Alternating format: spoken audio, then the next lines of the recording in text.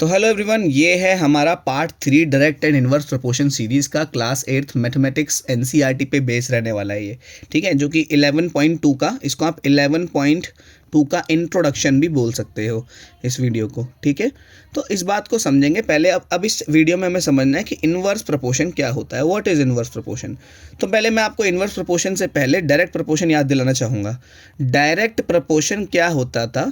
Direct proportion में अगर हम ए को बढ़ाते थे, ठीक है, जैसे एक क्वांटिटी है ए, अगर आप इसको बढ़ाओगे तो जो क्वांटिटी बी है ये भी बढ़ जाएगी, है ना।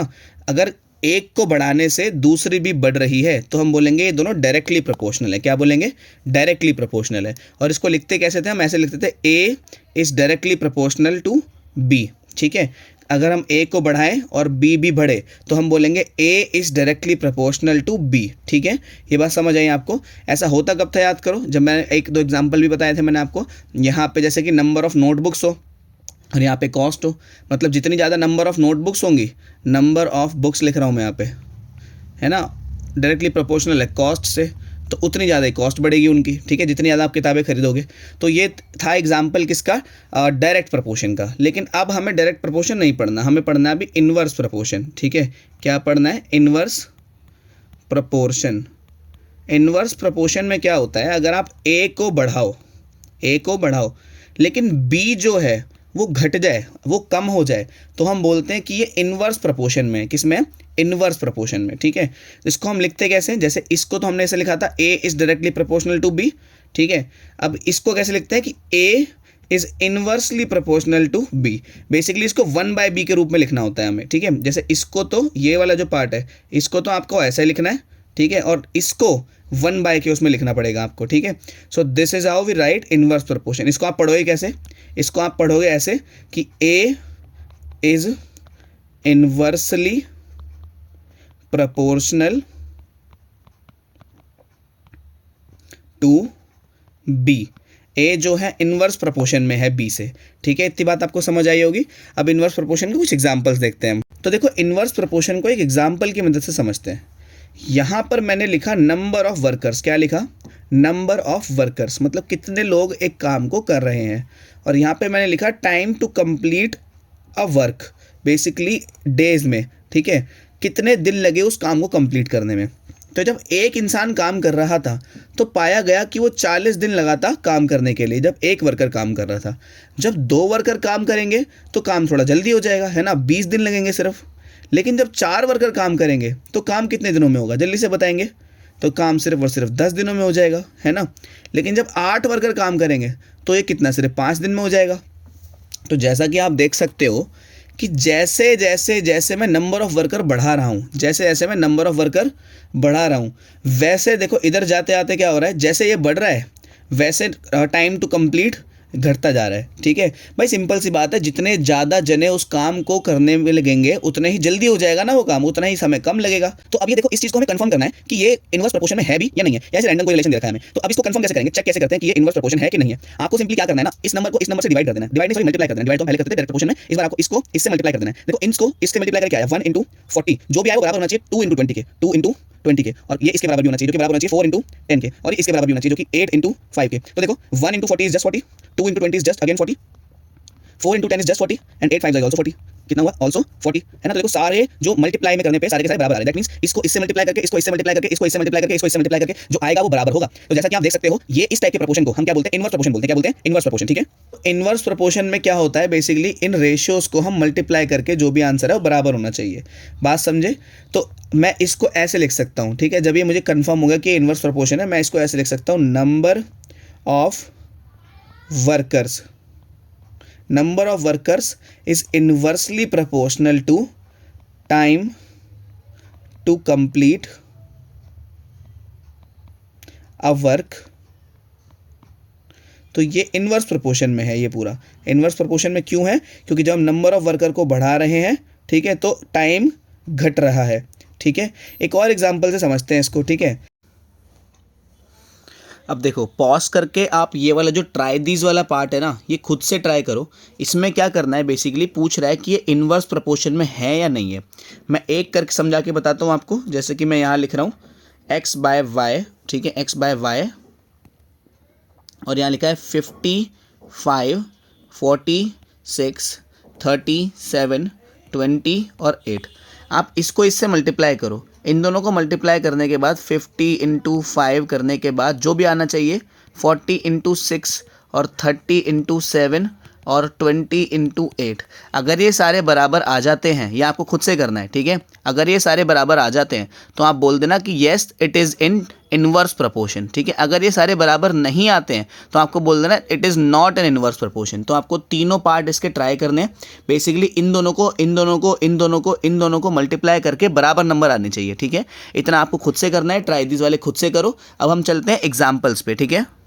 एग्जाम्पल नंबर 7 कुछ इस टाइप से बोल रहा है 6 pipe are required to fill a tank in इतने मिनट्स, मतलब इतने समय में। तो मैं यहाँ पे लिख रहा हूँ नंबर ऑफ पाइप्स, यहाँ पे मैं नीचे लिख रहा हूँ टाइम। तो कह रहा है 6 पाइप 1 घंटे 20 मिनट में भर देते हैं टंकी को। तो हाउ लॉन्ग विल इट, ये इट लिखा है लास्ट में ना, this is it, take to only by 5। कह रहा है 5 पाइप हो तो कितना समय लगेगा। भाई सीधी सी बात, कैसे बताया, क्योंकि जितने ज़्यादा, देखो पहले आपको ये कंफर्म करना पड़ेगा कि डायरेक्ट प्रपोर्शन है इनवर्स प्रपोर्शन है। सीधी सी बात है, जितने ज़्यादा पाइप होंगे उतना कम समय लगेगा। एक जैसे एक टंकी है ना, अब इस टंकी में अगर सिर्फ एक पाइप से भर रहा है पानी तो थोड़ा ज़्यादा समय लगेगा, लेकिन एक और पाइप ऐड कर दूं मैं तो और कम समय में हो जाएगा, है ना।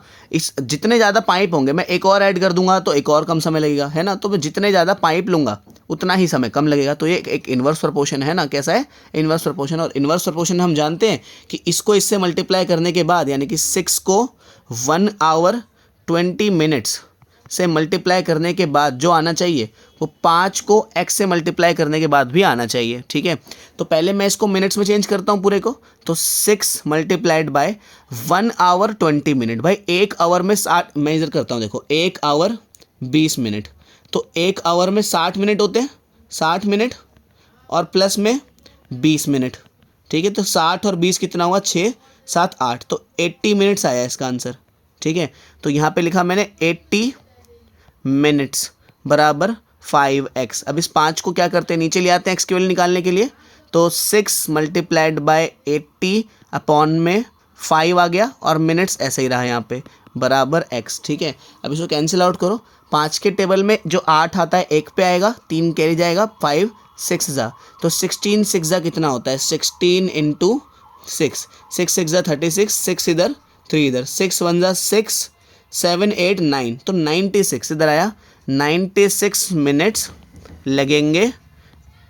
बेसिकली 6 पाइप्स को 1 घंटा 20 मिनट लग रहा था, 5 पाइप्स को 96 मिनट्स लगेंगे। 96 मिनट्स को मैं ऐसे लिख सकता हूँ क्या, 60 प्लस 36 मिनट्स, है ना, मैं ऐसे लिख सकता हूँ। तो 60 तो 1 घंटा हो गया, तो 1 घंटा 36 मिनट लगेंगे किसको, 5 पाइप को भरने में, ठीक है। ये बात समझ आई होगी आपको। बेसिकली पहले हम क्या कर रहे थे, इनका रेशो लिखते थे, ये अपॉन ये को बराबर करते थे, ये अपॉन ये के, लेकिन इनवर्स प्रोपोर्शन में आपको क्या करना है कि इन दोनों को मल्टीप्लाई करके जो आएगा वो इन दोनों को मल्टीप्लाई करके भी आना चाहिए, ठीक है। चलते हैं, देखो नेक्स्ट एग्जाम्पल। तो ये है एग्जाम्पल नंबर 8। तो देखो इसका क्या कह रहा है, बेसिकली इस क्वेश्चन में कह रहा है there are 100 students in a hostel. एक हॉस्टल में 100 बच्चे हैं, तो मैं यहाँ लिखता हूँ नंबर ऑफ स्टूडेंट, ठीक है। Food provision is for them is 20 days, कह रहा है 20 दिन का खाना बचा है इनके लिए, तो मैं यहाँ लिख रहा हूँ डेज। तो कह रहा है 100 बच्चे हैं, 20 दिन का खाना बचा है, ठीक है। तो बोला क्या, how long will this provision last if 25 student join the group. तो कह रहा है अगर 25 बच्चे और ज्वाइन कर लेते हैं, यानी कि कितने हो जाएंगे, 125 हो जाएंगे, है ना। बेसिकली 100 बच्चे तो पहले ही थे, 25 बच्चों ने और ज्वाइन कर लिया, है ना। तो कह रहा है कितने दिन खाना चलेगा इनका, लेट से x डेज चलेगा खाना, है ना, ये तो डेज में था ना। तो जैसा कि हम जानते हैं जितने बच्चे बढ़ेंगे उतना खाना कम चलेगा, वो उतना डिस्ट्रीब्यूट होता जाएगा। तो ये इनवर्स प्रोपोर्शन है। इनवर्स प्रोपोर्शन में क्या करते थे, इन दोनों को मल्टीप्लाई, यानी कि 100 multiplied by 20 should be equal to 125 multiplied by x, है ना भाई। तो इसको नीचे ले आते हैं, 100 इंटू 20 अपॉन में 125 इज इक्वल टू x। 5 से काटते हैं इसको, 5 के टेबल में 100 आता है कितने पे, 20 पे, 125 आता है कितने पे, 25 पे, ठीक है। इसको काटा कितने पे, 5 पे, यह आया कितने पे, 4 पे, ठीक है। अब 5 के टेबल में 20 आता है कितने पे, 4 पे, ठीक है। 4 को 4 से मल्टीप्लाई किया कितना आया, 4 into 4 is equal to x। तो 4 4 इज जस्ट 16। x क्या था हमारा, डेज, बेसिकली आंसर आया हमारा 16 दिन चलेगा। मतलब कि जो राशन 100 बच्चों में 20 दिन चल रहा था वो 125 बच्चों में सिर्फ और सिर्फ 16 दिन ही चल पाएगा, ठीक है। समझ आएगा आपको एक एग्जांपल। नेक्स्ट एग्जांपल इसका लास्ट है, उस पे चलते हैं। तो ये है 9th एग्जाम्पल, कह रहा है 15 वर्कर एक दिन को 48 दिन में कंप्लीट कर पाते हैं। मैं यहाँ लिख रहा हूँ वर्कर्स, यहाँ लिख रहा हूँ मैं टाइम। तो 15 वर्कर्स 48 आवर्स लगाते हैं। तो कह रहा है कितने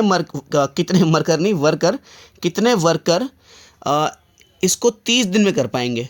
तो नंबर ऑफ वर्कर x ले लेते हैं और 30 दिन यानी कि यहाँ पे 30 ले लेते हैं। सेम क्वेश्चन फिर से, तो 15 इंटू 48 बराबर होना चाहिए किससे, x इंटू 30 के। पहले आपको ये सब करने से पहले ये पता होना चाहिए कि ये डायरेक्ट प्रोपोर्शन है या इन्वर्स प्रोपोर्शन है। तो कहीं डायरेक्ट वाला और इन्वर्स वाला, देखो एग्जाम में तो ऐसा लिखा नहीं आया कि ये डायरेक्ट प्रोपोर्शन है इन्वर्स प्रोपोर्शन है, आपको तो वेरीफाई करना पड़ेगा ना ये चीज़।